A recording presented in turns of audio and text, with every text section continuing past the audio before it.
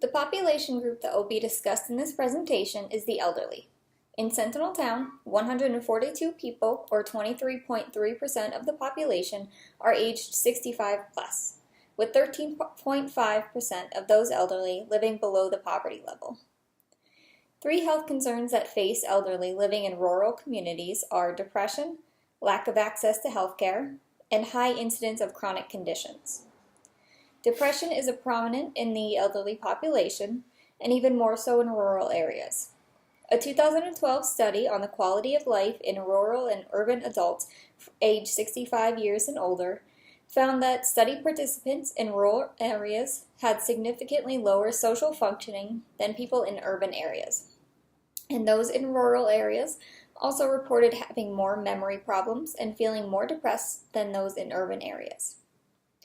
Healthy People 2020 lists many determinants of health that relate to mental health, and those determinants relating to the rural elderly population include age, geographic location, family dynamics, and social support. A health promotion intervention that could aid the elderly in Sentinel Town is the setup of a senior center or more senior-focused classes and activities within the town. According to Dr. Joanne Seary, Professor of Psychology and Psychiatry at the Weill Cornell Institute of Geriatric Psychiatry, senior centers are an excellent resource for nutrition, social support, and wellness information for older adults.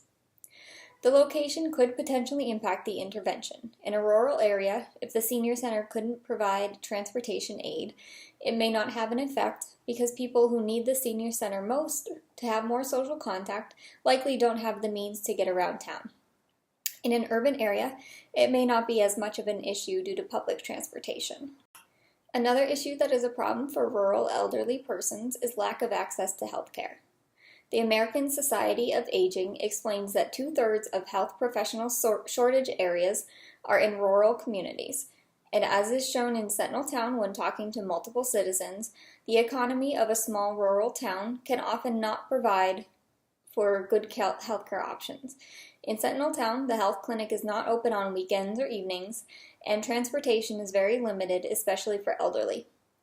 People in rural areas have to drive long distances to access specialist services or even a hospital, or to get minor treatment on off hours.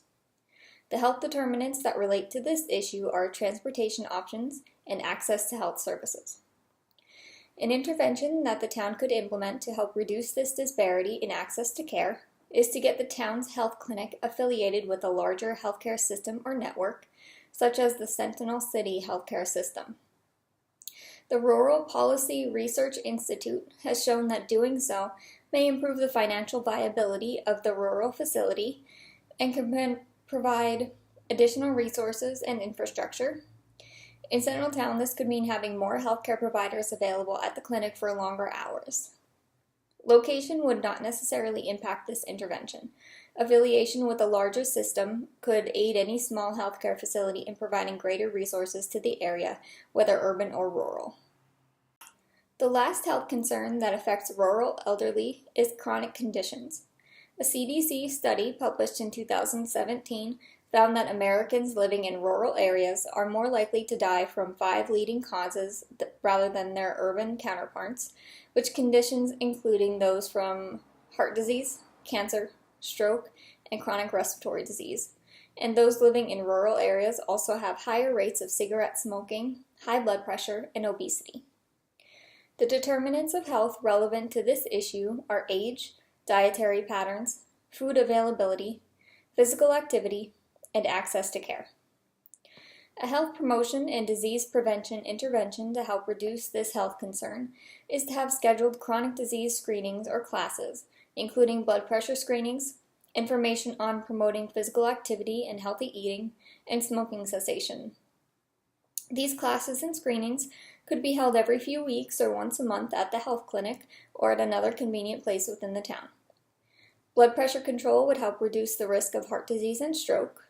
Smoking cessation would help reduce the incidences of stroke and chronic respiratory disease. And promotion of physical activity and healthy eating could reduce obesity, which is linked to diabetes, heart disease, and cancer. Location would not impact this intervention, as it would be helpful to residents in both rural and urban settings. And three health concerns that elderly in urban areas face are obesity, diabetes, and dental problems. These are fairly similar to the elderly in rural populations due to the chronic disease incidences, but slightly different because the obesity and diabetes are more associated with poverty and poor socioeconomic status, which leads to poor nutrition and dietary choices, whereas the chronic conditions for rural elderly are more so associated with poor access to healthcare and transportation limitations.